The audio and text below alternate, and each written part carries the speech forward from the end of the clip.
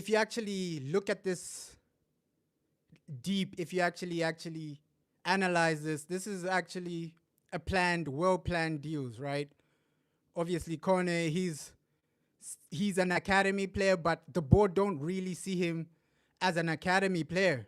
They see him having an impact. They see him being a player for the future. They see him actually being the player Manchester United can rely on. But Ugarte, I'm really impressed with the Ugarte deal because this transfer alone, he opens up so many doors. He opens up so much for Manchester United. Ugarte, if you actually view what Manchester United are trying to do with Ugarte, they rejected a loan deal for Christian Eriksen. So Christian Eriksen, they rejected a loan deal for Christian Eriksen. And Erik Ten Hag, this season, Ugarte might just be the player we needed to open up Christian Eriksen, to play Christian Eriksen. So if we get this right, if we get this Ugarte lineup, the formation right, with Ugarte, he's a player that can open up so many doors because now you have somebody that can do the dirty work, that can recover the ball. Now you can have players like Eriksen. Eriksen, we know how good he is at creating chances. With Christian Eriksen creating chances, he's one of the best. And now that Ugarte is here, you can have Ugarte and Kobbie Mainoo actually doing the dirty work. I know Kobbie Mainoo isn't a player for actually recovering the ball, but in recent times, he's been recovering the ball a bit well. So now, Eriksen, he's a possibility now. With Ugarte, he gives Eriksen that freedom. With Ugarte, you get that freedom. You get Eriksen and give him that freedom. Manuel Ugarte, he's going to be a success just based on what he does for other players. Because he's going to be the player that does the dirty work. Now, Eriksen, you can play. Now, Eriksen, you can actually create for us. Because the manager has rejected a loan deal for Eriksen. Real Betis, they came in for Eriksen. They wanted to loan him out. But the manager rejected that because he has a plan for Eriksen. He has a plan for a player like Eriksen. And also Anthony, right? Anthony, they came in for Anthony. We rejected that. The manager has a plan for Eriksen, and Ugarte is a massive addition to that plan because now you can have the luxury of playing Eriksen as your number 10 because before the worry about Eriksen was, okay, we don't have enough legs in the midfield to have a luxury player like Eriksen. Eriksen, he's great on the ball, but when you don't have people to actually recover the ball, people to actually fight and win back the ball, it doesn't really make sense to play Eriksen. But now that Ugarte is here, Eriksen, he's a luxury player you can use. Eriksen, he's a luxury player that can be an option. We know how good he is creating chances. Eriksen, I give him credit. Creating chances, he's probably our best player, right? Creativity, creating chances on the ball, crosses, all that thing. Eriksen is probably our best player at that. And now Ugarte is here. And also Kone, right? He's 18, new signing, and the board don't see him as an academy player.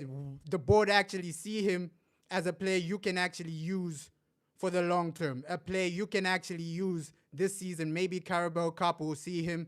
Kone, we know technically the board rates him, right? The people who actually scouted this young player, they rate him. They actually say, okay, technically, physically, and on the ball, he's one of the most exciting players, one of the most up-and-coming players you can actually see. So, Man United, although the window, it looks overshadowing, right? Because attacking areas, maybe we needed a bit more.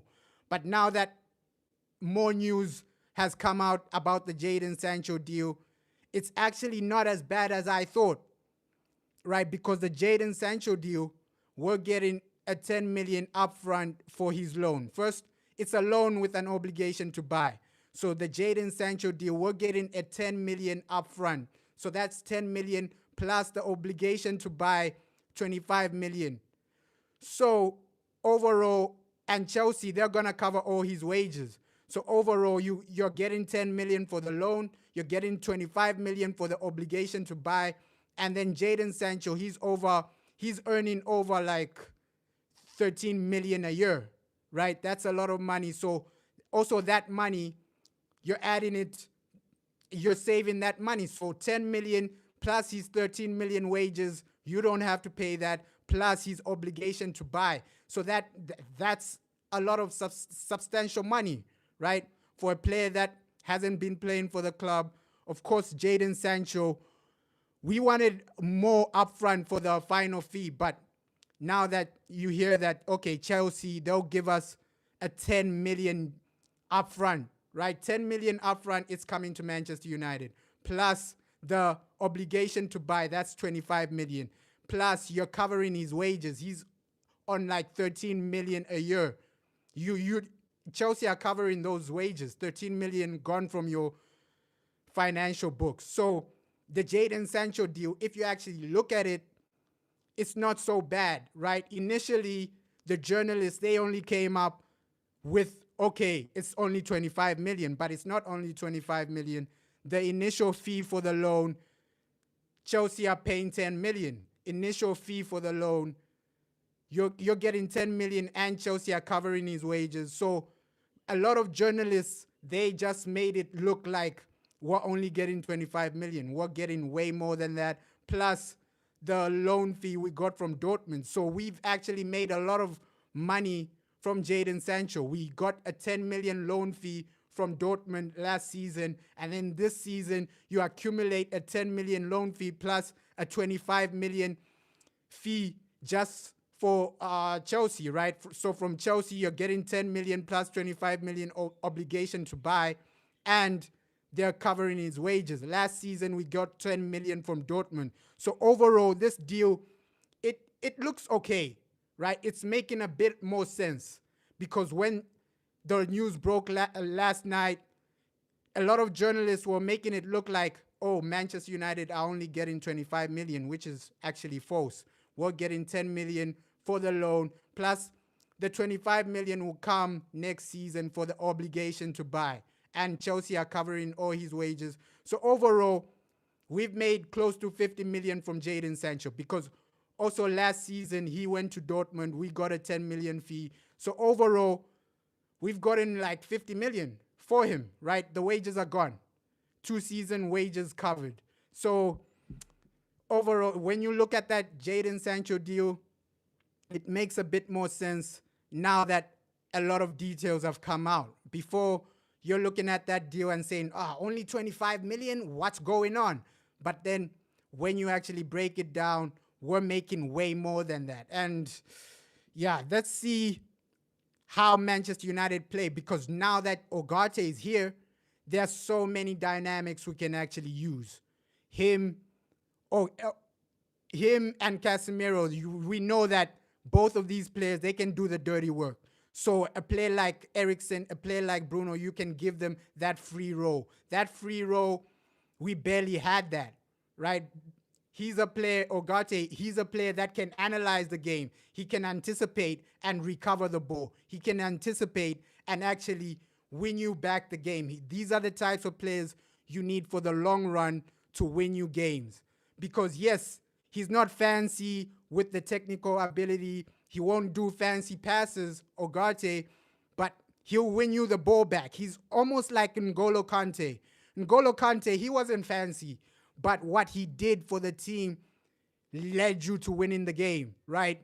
Those recovery runs, those interceptions, that's what Ugarte does. He's similar to N'Golo Kante, and although these types of players, they're not fancy on the ball, they don't do like a fancy pass. He's not like Rodri, right? Rodri, we know how good he is on the ball. We know how good he is as a player. But Ugarte, he'll give you that comfortability, right? You're comfortable because you know you have somebody at the back. Someone like Eriksen, you can play Eriksen because you're comfortable with Ugarte. You're comfortable with a player that can win you back the ball. And overall, I'm happy with this deal. because of the possibilities. The possibilities he brings to Manchester United are massive. And also, Anthony, we rejected a loan deal for Anthony. So that means the manager has plans for him. The manager has plans for Anthony. He has plans for Eriksen. And the Liverpool game, obviously, Ugarte, he won't play. We haven't signed him in time. But after that game, we will see what he's trying to do, right? What the next move is, what our first team is going to be. Because we have De Ligt. The defense is comfortable. The defense is comfortable. De Ligt can play on the ball. He reads the game extremely well, De Ligt. So the defense is comfortable. You're building the midfield.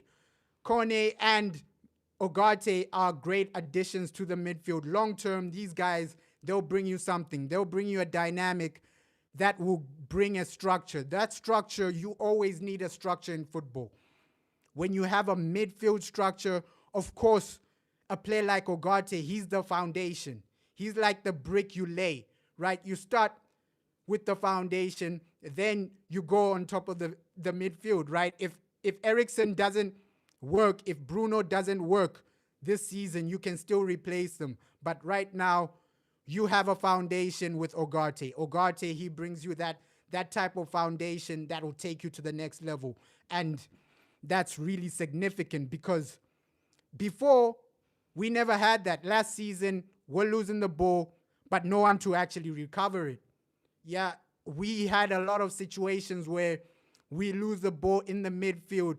And if you see last season when we played Wolves, our first game last season was Wolves. If you saw that game and just break it down, we were completely getting outrun in the midfield. Nobody to recover the ball. Nobody to actually make any tackles. Nobody to win the ball back.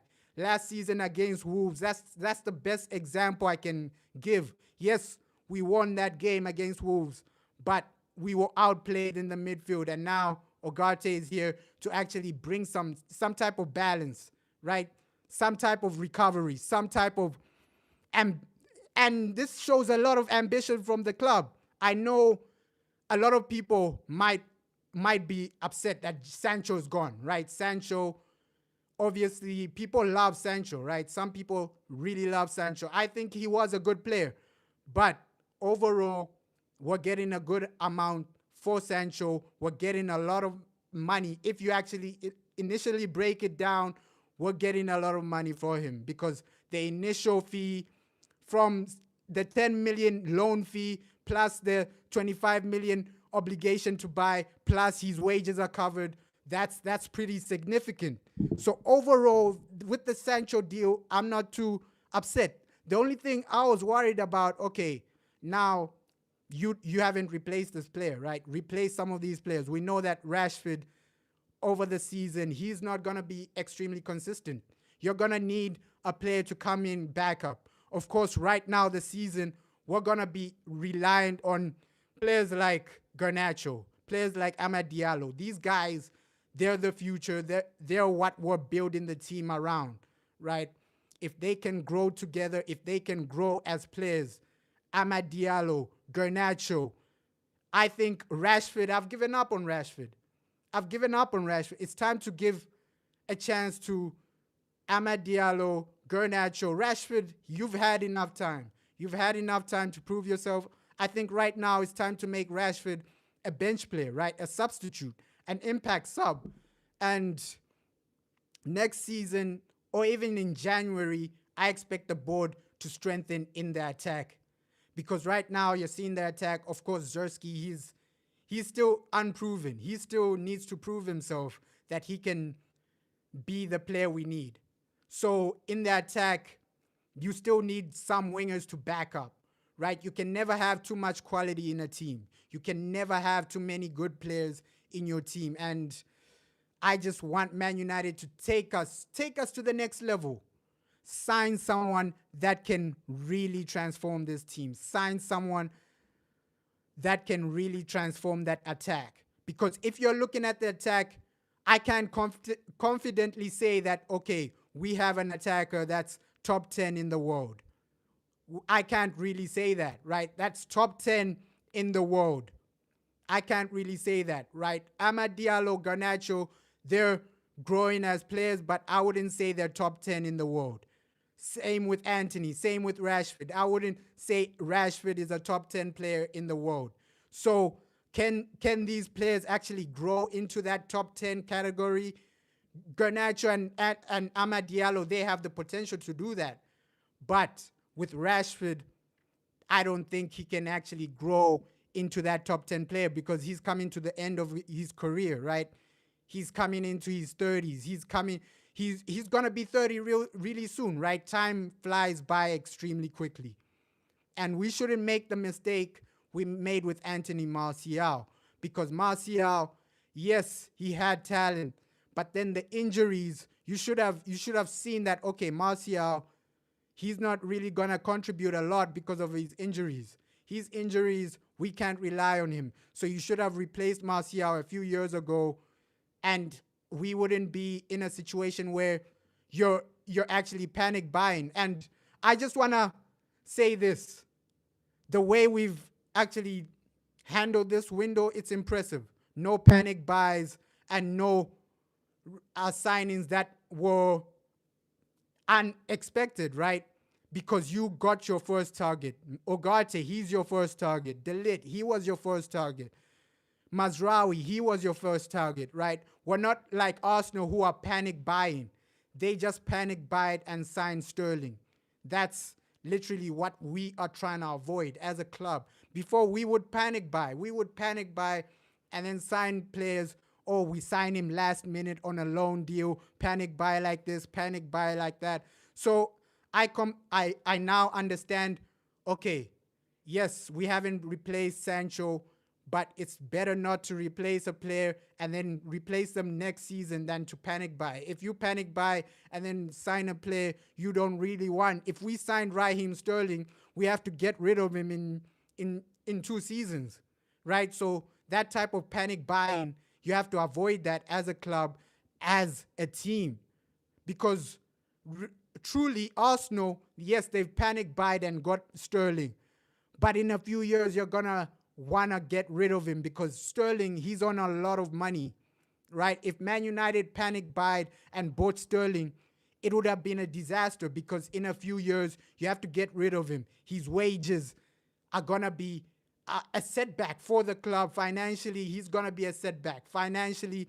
he's gonna bring us backwards. Sterling would have been a panic buy. So I'm happy that it wasn't a swap deal for Sterling. The Sancho deal wasn't a swap deal for Sterling because in a few years, you have to actually get rid of Sterling. A player like that, it's hard to get rid of him unless Saudi actually come for him, right? With Arsenal, they got scammed. With Sterling, buying Sterling, you got scammed because now in a few years, he's gonna be a massive problem. Financially, getting rid of him, he's gonna be a massive problem. So I have to give credit to Manchester United for not panic buying, right? You got your main targets. You got the people you actually wanted.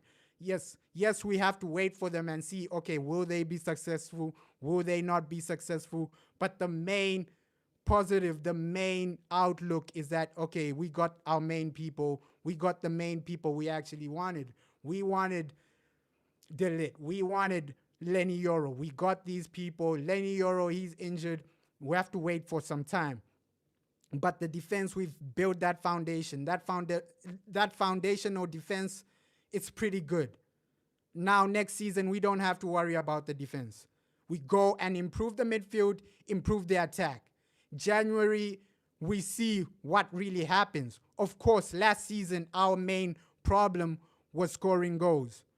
Scoring goals was our main problem. Creating chances was our main problem. So I'm actually shocked that the board didn't buy more attacking players, right, to try and solve that problem. Our main problem is scoring. Our main problem is really attacking. We finished with negative goal difference because we're failing to score. Some games we only win 1-0. Some games we only win 2-1. Or some games we lose. So the aspect of scoring goals is really affecting Manchester United. And that issue, if it carries on in January, you need to actually get somebody that can fix that. Get a player that can actually contribute in the attack. Because our attack, we've seen it.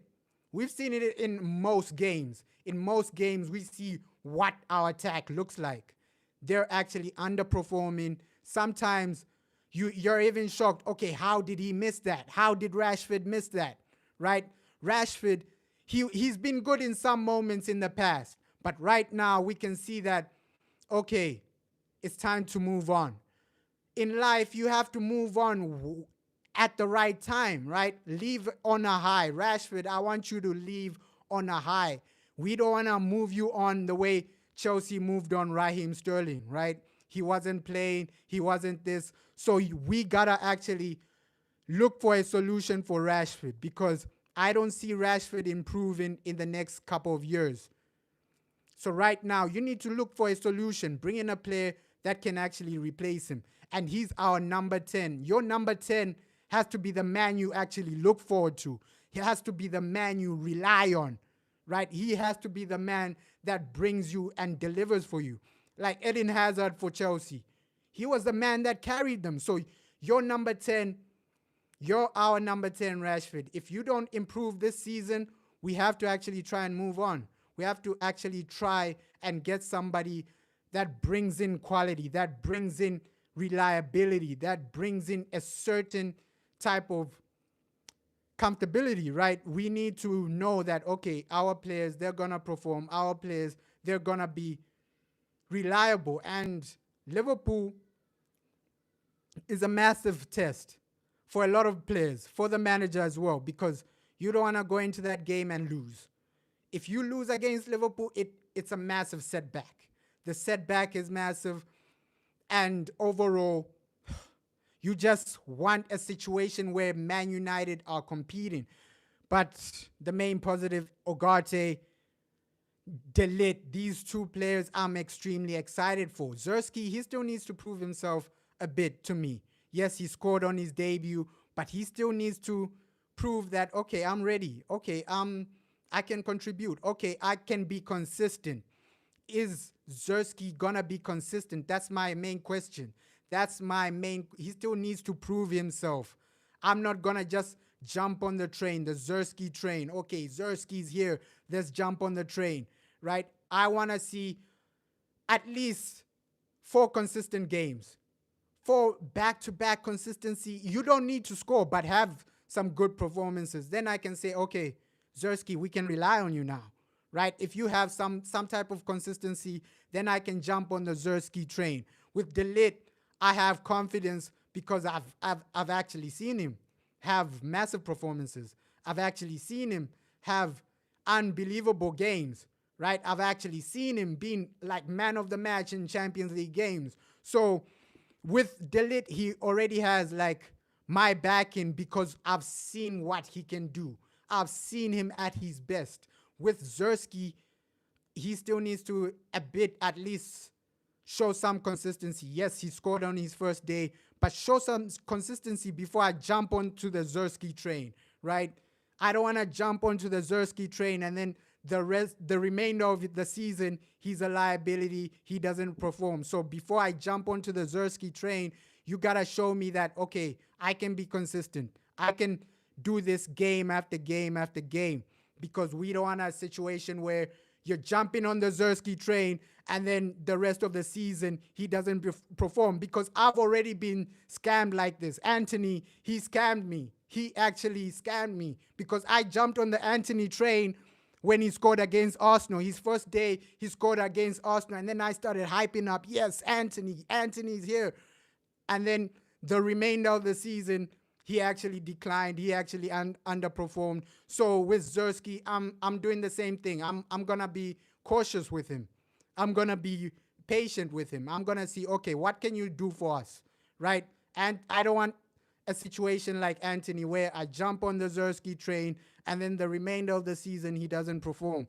So overall, I want all our players to perform, but I'm going to give them time to grow. I'm going to give them time to settle in. With De Ligt, I can fully back him because I've seen what this guy can do. I can fully go on that De Ligt train because I've seen what type of player he is.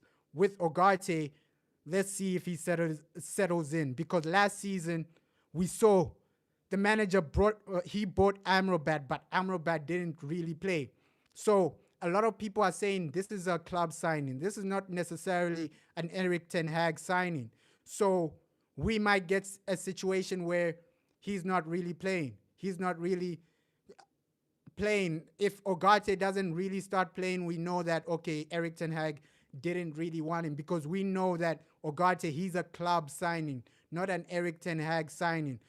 Because last season, we bought him Sofian Amrabat, and Sofian Amrabat, he was barely playing. So let's hope that's not the same situation.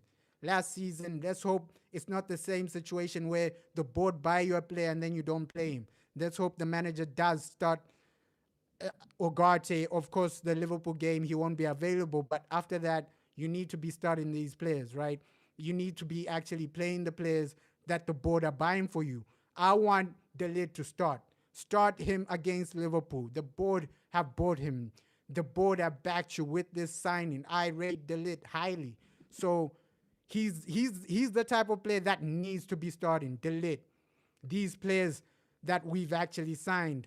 Ugarte, he needs to be starting. Of course, our new young midfielders, our new players. We also signed a young striker from Arsenal, but we won't see him. Maybe in the Carabao Cup we might see him. But right now, it's about building some type of consistency. Manchester United, can you build consistency? I don't want to jump on a train, on the Manchester United train, and then it falls down and crashes. Because we can jump on this train. We're excited about the new signings, right? Ugarte, he brings a new dimension. De Ligt, he improves our defense. But I don't want to jump on the train and then it actually crashes. Now it's time for the manager to actually show us, okay, I can perform. Okay, I can actually take this team and be consistent. Last season, the consistency wasn't there.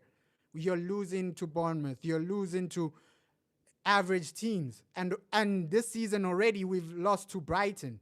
Brighton, it was extremely poor. But now that Ugarte is here, I expect a bit better, right? I expect less goals, and I expect us to play a bit better football. I hope the manager improves the team. Because right now, Sir Jim Ratcliffe isn't going to watch you just underperform. Now, there's a lot of pressure. There's a lot of pressure. Businessmen, they don't spend money and then they just watch you. Okay, he's underperforming. Let's just give him some time. These guys, they won't give you time if you underperform. They won't give you anything. If you underperform, you might be gone, because they genuinely tried to replace Erik Ten Hag in the summer, right? But then they decided to keep him. So if he underperforms in the next few games, I think it's game over. I think it's game over, because a lot of people in the board, they're not convinced with Erik Ten Hag. They're not convinced that, okay, this is the man that can win us the Premier League. This is the man that can win us the Champions League. He still needs to prove that. The board, they've backed you. They've actually said to you, okay, here's De Ligt. Here's Lenny Yoro. Here's Ugarte. So now it's up to Erik Ten Hag. You've been backed. You've been actually... The board have given you everything. The board have given you everything. Of course, the attack is a bit weak now, but overall, the board have given him a lot of what he needs to actually achieve, and a lot of what he needs to actually get us to that next level, get us to a level where you can be consistent, where you can actually perform.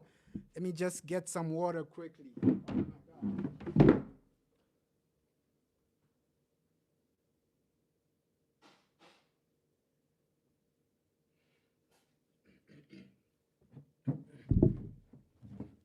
Can the manager perform this season? That's my main question. And we're going into a cycle where you need to improve, because other teams, they're looking to improve. Chelsea, although their defense is weak, they're improving in their attack. They're getting attacking players that can actually genuinely improve you. So our competition, they're improving. We need to improve as well. on the field. It's now time for on the field. We've done all this. The board, they've done their job. The management, they've done their job. The recruitment, they've done their job. Now it's time for on the field performances. We need to see some type of encouraging patterns of play, because we've been in situations where we're being outplayed by basic teams. Even in some moments in the Brighton game, we got outplayed. So now it's time to perform for Erik. Erik Ten Hag, it's time to perform. I fully back Sir Jim Ratcliffe. I fully back his vision. But I know if Erik Ten Hag doesn't perform, he's actually gone. He's actually gone. He won't be here. So the Liverpool game is massive for him. If you don't go to that level that Manchester United wants you to reach, I think it's game over. It might be game over for Erik Ten Hag if he doesn't perform. This month, September, next month is massive for you. It's massive for Erik Ten Hag because September, of course, there's an international break, but there are games that you should be winning. There are games that you should get some points in. And the board, they backed you so that you can get Champions League, so that you can win trophies. And also the Europa League, that's going to be massive. That's going to be the competition I look and judge the manager.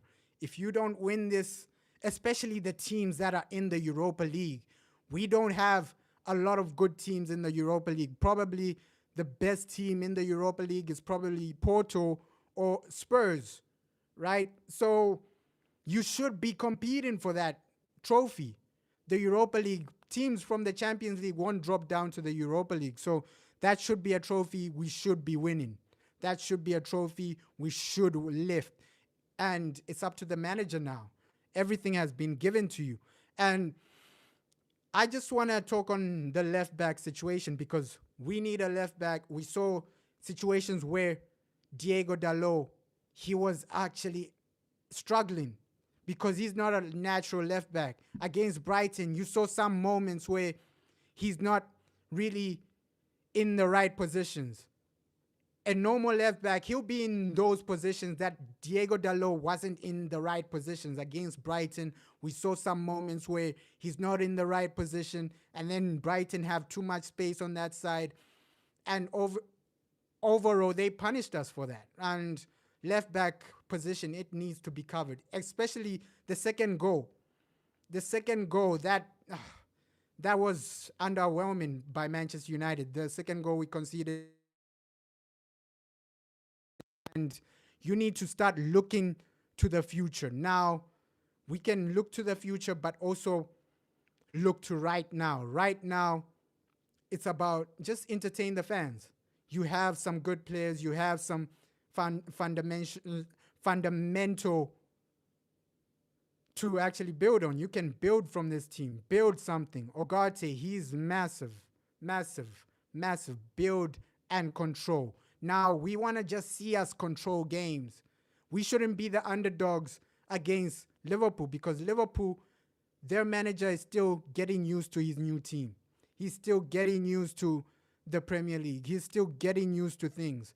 So, and Erik Ten Hag, he's played this man a lot of times. The new Liverpool manager, Erik Ten Hag, he's the manager in the Premier League that's played the Liverpool manager the most. These guys, they used to play each other in the Dutch league. So he obviously knows a bit about this manager. He obviously remembers the encounters they had in the past, and we just want that to actually help us win this game, right? You already know this manager. Set the team up right. Not like we did against Brighton where De Ligt isn't starting, Zerski isn't starting, because without a striker, you lack that aerial presence. There were situations in the Brighton game where we didn't have a striker to actually give us aerial presence when we have a corner, when we were crossing the ball. So overall, that needs to change. The tactics for the Liverpool game need to be better. And the fans, they'll be extremely upset if we lose to Liverpool. It might be game over. It might be game over for Erik Ten Hag. A lot of the fans will be fed up. They'll be done right? It might be game over for him because you need to go into that game and look at yourself as the favorites. I look at us as the favorites. Can we deliver? That's a massive question. Were the favorites just based on Liverpool are unsettled as a team? They've gone through a manager change, right? A new manager. They're still settling as a team. So we should view ourselves as the favorites, view ourselves as a team that can compete. Overall, I just want us to win games, just perform, win games, and have a dynamic that you can build from, have a situation that you can actually be proud of. And in the coming days, in the coming weeks, we'll see if Erik Ten Hag will actually survive as the Manchester United manager, because a lot of people want him out. And I wouldn't argue with them saying, oh, I want this manager out. I wouldn't argue with that because he hasn't given a lot of fans the confidence to actually back him, the confidence to actually say, yes, Erik Ten Hag, he can go to Liverpool and win. We can't really say that with confidence. We can't really say Erik Ten Hag will get top 4 with confidence. There's a lot of doubt. There's a lot of doubt in the fan base about Erik Ten Hag. Will he get top 4? There's a lot of doubt. Yes, the board, they've done their job, but now it's up to the manager. Can he get top 4? There's a lot of doubt. There is a lot of doubt. Even after Ugarte, there's a lot of doubt that Erik Ten Hag can actually get us top 4. Erik Ten Hag can actually get us into the Champions League. There's a lot of doubt. Let's hope he can perform. I just want to see Man United back to our best, back to competing, back to being the club we were, back to being the club we're meant to be. And foundational building, that's what you need as a club. You're building some type of foundation. But the clause for Sancho, I'm really satisfied with that. That Sancho clause, it when you actually break it down, we've made some significant great money, right? Some significantly great amounts of money from that Sancho clause, and let's hope we use that in January or next summer to buy some other good players. Right now, we've built a foundation of a defense, we've built a foundation of an attack, and it's time to build on this. Next season, we should be actually having a team that can challenge for major trophies. And overall, just want to thank everybody that tuned in. And yeah, let's hope you enjoy your days.